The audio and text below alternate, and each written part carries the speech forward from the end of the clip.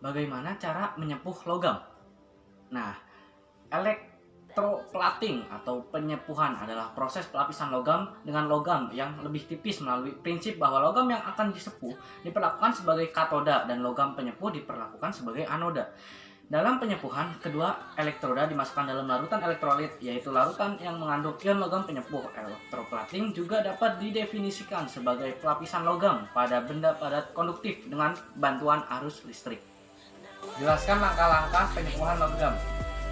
Langkah-langkahnya, pertama, sejumlah garam dari logam penyepuh dilarutkan ke dalam air sampai dihasilkan suatu larutan jenuh dari garam logam penyepuh. Nah, kemudian logam penyepuh ditempatkan sebagai anoda, sedangkan logam yang akan disepuh ditempatkan sebagai katoda.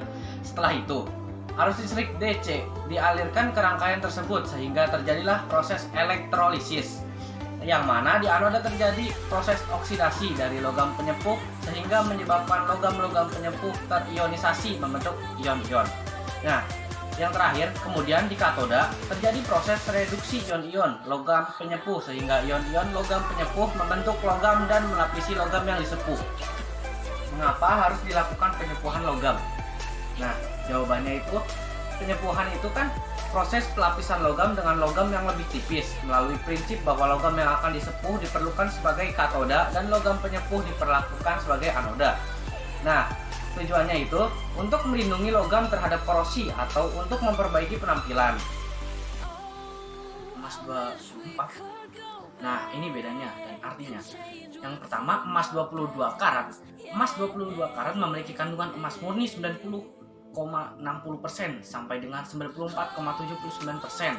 Sedangkan emas 24 karat mewakili emas murni dalam bentuk aslinya dengan warna kuning cerah. Itu berarti ada 24 bagian tanpa pengotor selain logam. 24 karat memiliki sekitar 99,9% emas. Mengapa harga emas 22 dan 24 berbeda? Nah, emas 24 karat adalah emas murni dalam bentuk alami dengan 99% emas. Emas seperti itu lunak dan kenyal dan dapat dituangkan ke dalam bentuk apapun. Sedangkan emas 22 karat di sisi lain berada di posisi kedua dengan 91,67% emas dan panduan lainnya.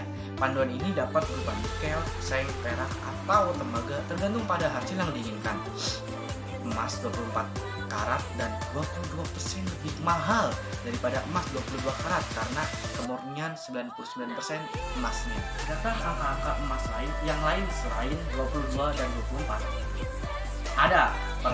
Emas perhiasan 14 karat setara dengan kandungan emas 58%, sedangkan emas 18 karat memiliki kandungan emas sebanyak 75%. Sedangkan emas 22 karat memiliki kandungan emas sekitar 91%. Emas 23 karat memiliki kandungan emas sebanyak 95% dan 24 karat memiliki kandungan emas sebanyak 99,9% dalam perhiasan.